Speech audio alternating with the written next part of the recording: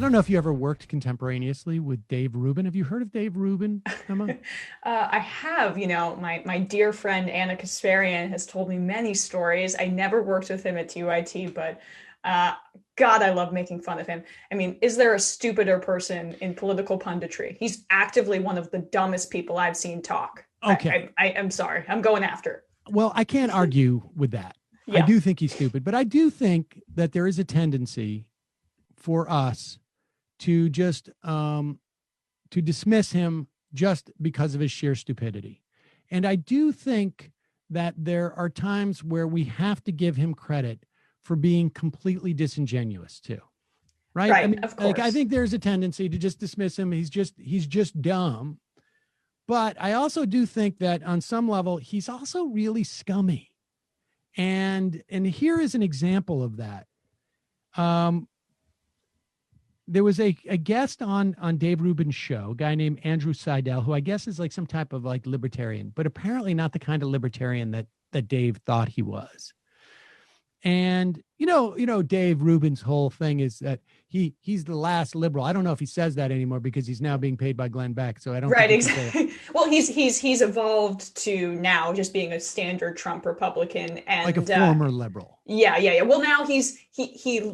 The reason he got into a schism with TYT was oversiding with Sam Harris and saying he was this new atheist. But now I see he's embracing and saying religion is necessary in Right. society. So He's a that's the new, kind of new, grift. new race atheist, but He's been baptized now and he's is a been part of it. he's been Right, baptized as a born again. non-atheist, not not last liberal, but former liberal who has seen the light. But the whole thing about the liberalism that he was supposedly espousing, right? And the whole thing that the IDW was espousing was the idea of exchange of ideas, right? Like you need to have Mm, the exchange of mm. ideas.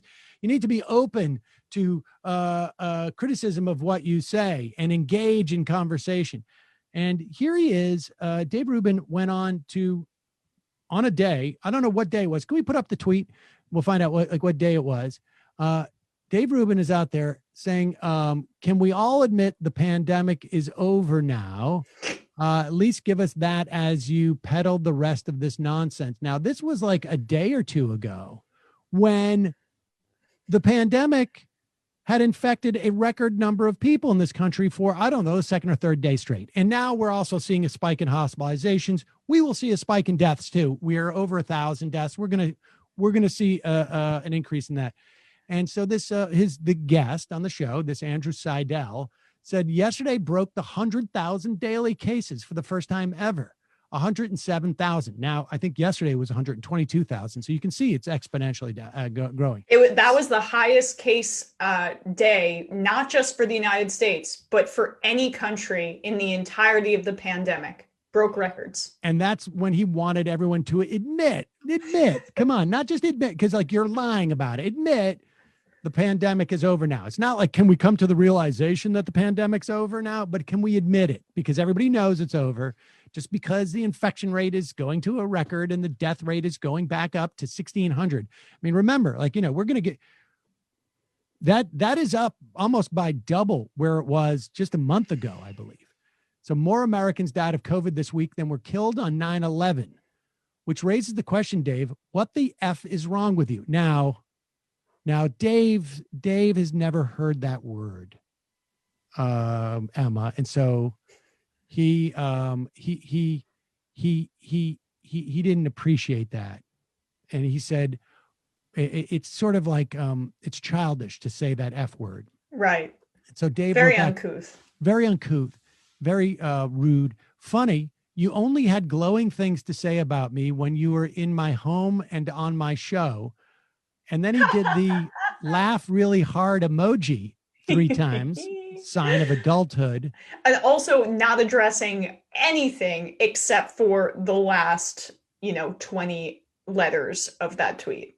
And the other thing that's sort of amazing about it is Dave, and this is where, and I will concede to you, Emma, where your assessment of him being one of the dumbest people who has a platform that large comes into play, because Dave's arguing that's funny, but you have proven that you're completely unbiased against me. And in fact, have a predisposition towards giving me the benefit of the doubt because we have actually a personal friendly relationship.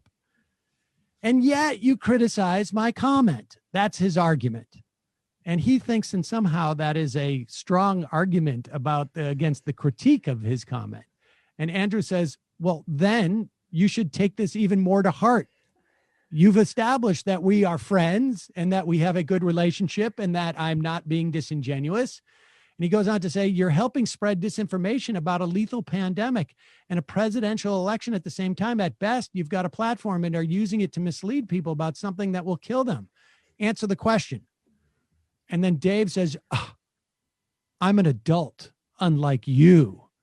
CDM. I love the ratio 24. I mean, I'm sure it's gone up at this point, but 24 likes for Andrew's tweet. We got none on the response earlier before by Dave and just one about CDM. But the idea that he's an adult by saying that, oh, your critique of me doesn't count because you're friendly with me. Yeah. And so Seidel posts the DM and he goes, I don't see any news to keep this in the DM. You're saying the same thing here. And click on that DM. Dave says, if you had engaged like an adult, I would have continued the conversation. Good luck not being eaten by the revolution. Now, Zing. You know, comedian Dave Rubin, former stand-up comic Dave Rubin. delivering the goods. I will say that he also, that's exactly what he used to dodge me Right. in terms of any type of debate. He waited a day or two and he's like, your co-host made a video calling me dumb. I'm not that, I won't engage with you. And Seidel writes back, Dave, I meant every word. People are dying. You're not only minimizing those deaths and families left behind in a disturbingly callous way, you're helping spread disinformation and therefore itself. I'm not sure what you think is adult, blithely contributing to a lethal pandemic, but the answer is nothing.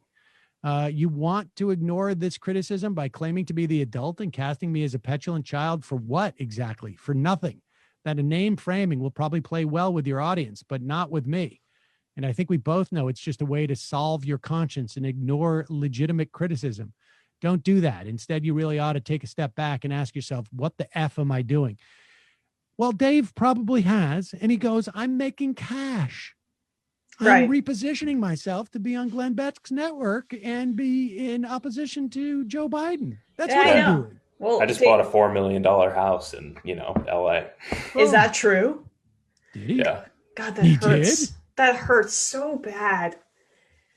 These, I mean, he figured it out. It was way more lucrative for him to be this sort of grifter on the right. That's why you should trust us. It's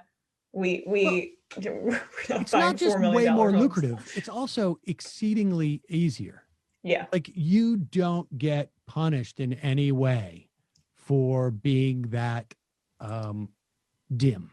And it's amazing that Rubin is stupid enough and disingenuous enough to be owned by a libertarian. I feel like we're not focusing enough on the fact that that's how easy it is to dunk on Dave Rubin. Put that up.